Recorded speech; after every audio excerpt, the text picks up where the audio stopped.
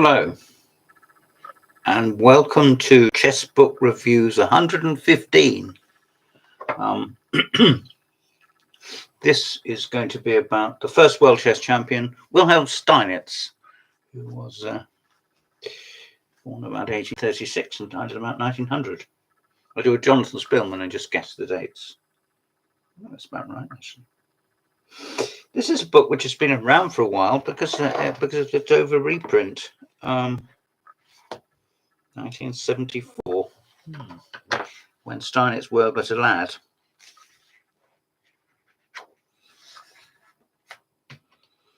Introduction by David Hooper.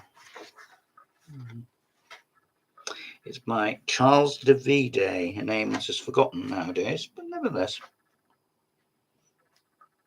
gives a bit of biography of Steinitz. Like the great Roman, Bohemian Caesar came, saw, and vanquished.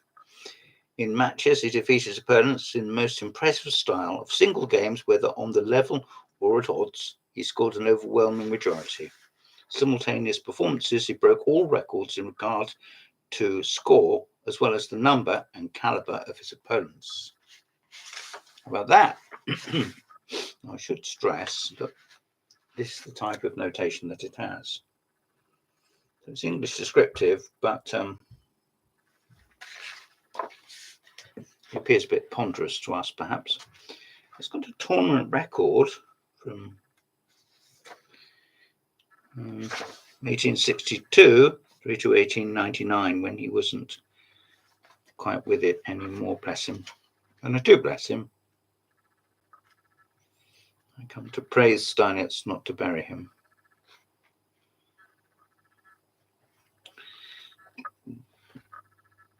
So there you are. If you see this little book, it's worth having a look at.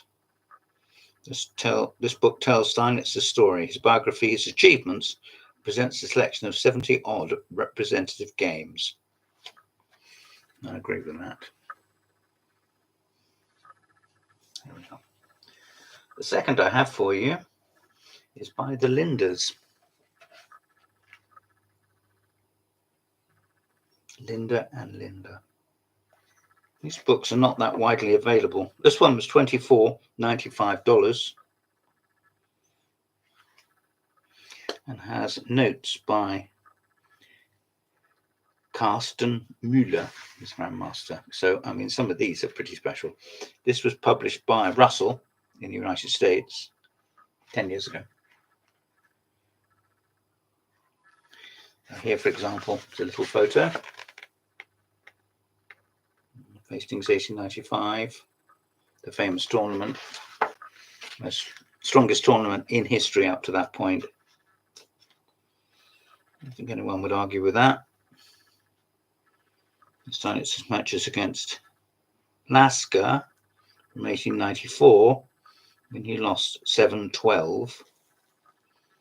And then, sadly, 2 years later, he lost 12.5, 4.5.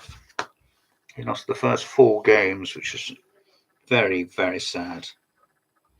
That must have hurt him immensely. Truth of the matter is, as challenger, he probably shouldn't have played. Here he is beating Chigorin in 1889. They went all the way. They were both Europeans, but they went all the way to Havana to play the match. See that? There we are. This is probably the expert's book on Steinitz. This would be the book I would recommend you get.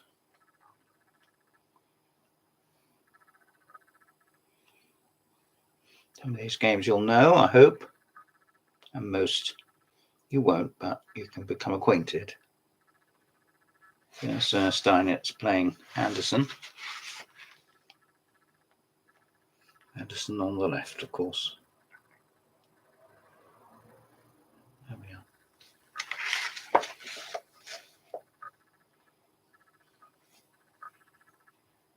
Yes. There's a forward by Andrew Soltis. Now this is real meat and potatoes. And McFarlane letters and documents. You might think this is a bit dull. Let's have some revealing letters. As you see, by enclosed express receipt, the package of books which you have sent have been misdirected to 896 instead of 986. But furthermore, on inquiry at the address marked and signed on the receipt, no such name was known in the house. Heady stuff here, heady stuff. As regards to descriptive circulars, I have already informed you that I intend to issue them in the course of the next month when the chess season begins. He doesn't kid around. But in all probability, I shall call on you tomorrow before noon. Well, set up the barricades, eh? Set up the barricades. Well, there we are. Very truly yours, W. Steinitz. Now my book is out and I draw my breath. Is it really impossible for me to do more than acknowledge your last request? Did you receive my satisfactory answer to the Harrowitz position? We may never know unless we buy the book.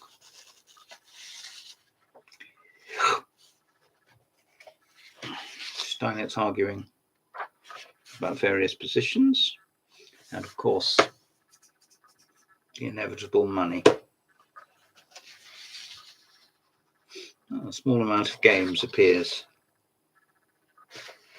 against Schiffer. Let me show you the standard of printing. It's very high and the paper is very nice as well. It's well bound and indexed, I'm sure. There you go. All in gold. Kurt Landsberger, who is an ancestor of Steinitz. Now, this was a complete shock to me because I sent for this, and when it came, it wasn't what I thought it was. I thought this was a middle game book. It's nothing of the sort. It's an opening treatise. And the text is really rather small, a bit like an early, well, it is an early MCO. But, yeah, that's okay. You just have to be tolerant. I'm never in 100 years going to go through this, but somebody would, and I think I wish them joy. Gives a little bit of history. It is history, isn't it? Giocopiano, which if translated means slow game, as well as the early practical and theoretical developments, is of Italian origin and qualifies the first three moves on each side, which are admittedly correct in a somewhat derogatory manner, probably only as compared with the more popular and animated attacks arising from the various forms of the King's Gambit, where a pawn is given up already on the second move. That will teach you. This is a very old book published by Olms.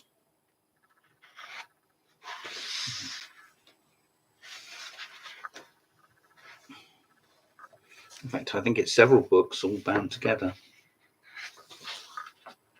Yes, it is. It was published in 1984 to the generous patron of chess and chess masters, the Honourable R. Steele. It was Mr. Steele, I think, that invented games, and he played various games, and they were published. Bill Hartston likened them to the Piltdown Man. If you don't know about the Piltdown Man, then go down to Sussex and find out. But it's not a chess reference. However, it was a useful parallel he drew. There's the book. It's beautiful condition. I paid £20 for it, which it would have been worth if that was the sort of thing I wanted. But it wasn't. Oh dear. There we are. And last book is The Games of Wilhelm Steinitz, first world chess champion, annotated by This is Steinitz himself. And edited by Sid Pickard. He's also the publisher, I think. The games are